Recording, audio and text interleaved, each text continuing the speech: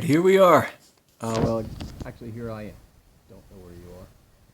I'm just getting this Mason and Hamlin ready to be done. And how it is, the situation now is the action has been, the piano's been tuned once. If you saw one of the other videos, I played it quickly. It's been rough regulated in the up and down way. Very rough, just so they would hit, all the hammers would hit all three strings.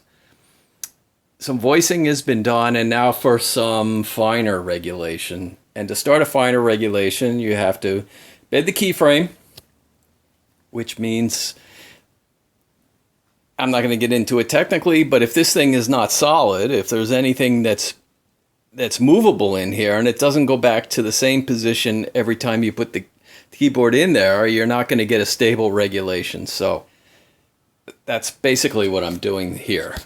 And then what I had done is roughly checked out all of these ivories, checked especially in the fronts. With ivories, a lot of times you get loose fronts where they get loose right here, and you check that by just very quickly going like this. And if you hear a high-pitched swish when you do this, which I'm not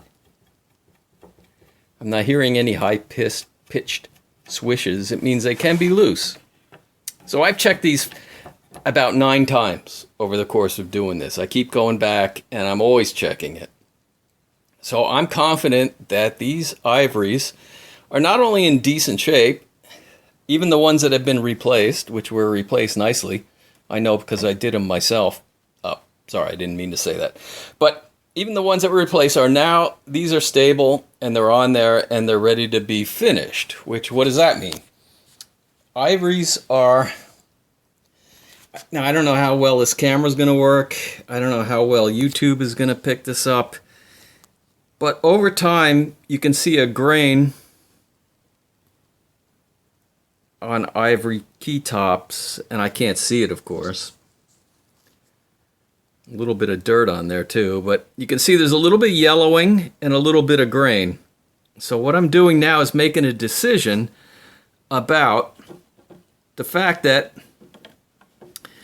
I know that if you got aggressive about sanding these, which here's a block, I have a block of wood, I have a piece of felt, I have some, I'm using 600 paper in this case, but let's say I took some 320 or some of this other rougher sandpaper.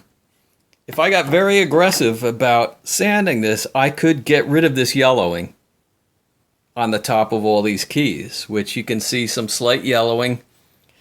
It's different for a lot of the keys. There's not a lot of it. And so I could sand that out and make these pure white, polish them on this polishing wheel here, and they would look amazing. These would be beautiful keytops. So why am I thinking that I'm going to choose to do this? Which, I don't know if you can see the difference between these two. I can see a little bit of a shine coming out here. This one has been lightly sanded and then polished, and it's shiny, and this one has not been. The reason I don't want to be aggressive about sanding these things is these ivories have a decent thickness to them.